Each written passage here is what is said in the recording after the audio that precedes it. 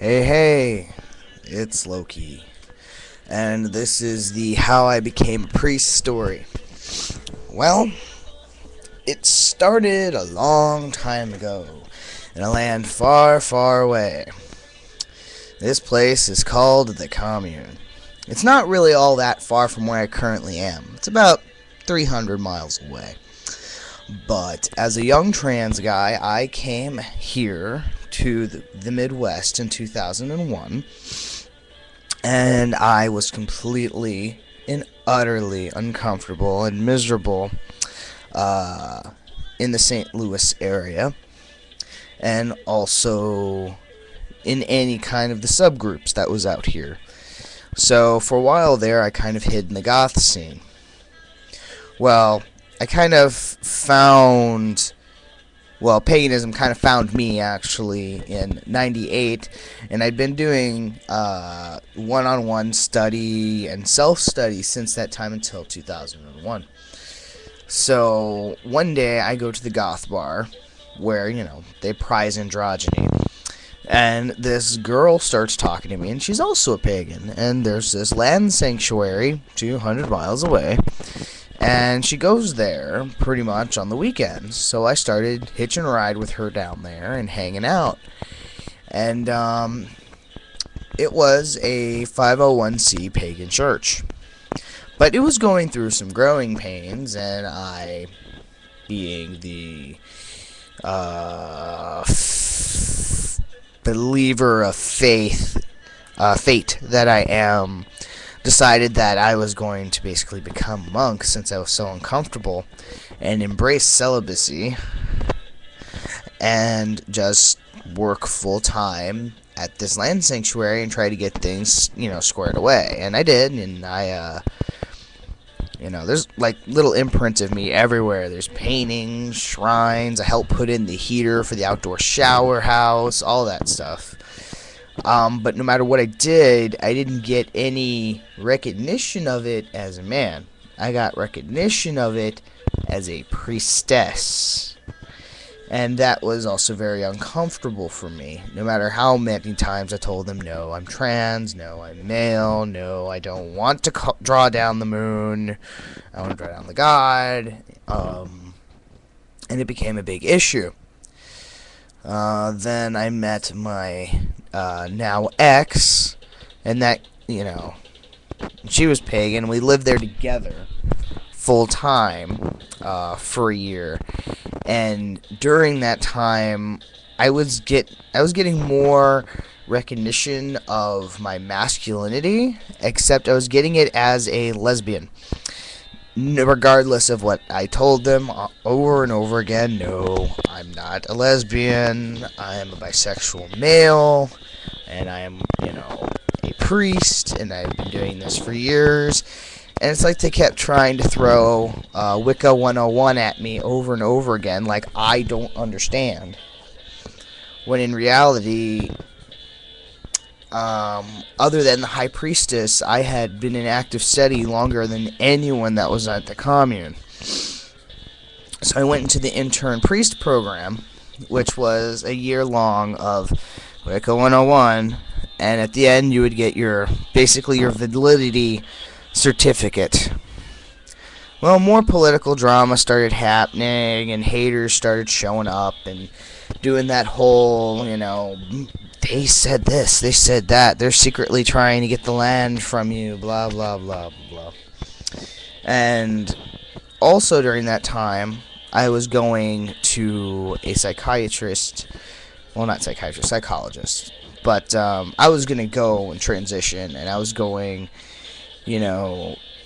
pretty much balls to the wall, full throttle, work full time, working full time outside of the commune to make money, and working full time inside of the commune to run it. And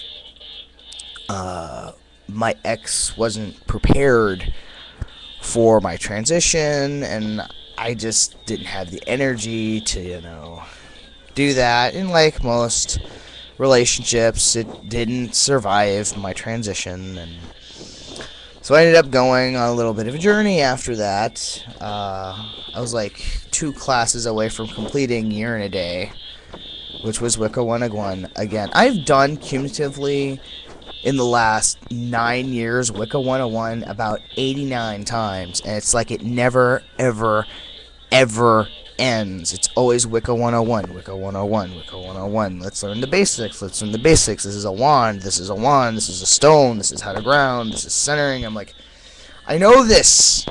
Okay. Now you tell me about Baphomet. Tell me the names of 8 queer gods right now. Do it. You know, tell me the Gaia theory. Tell me the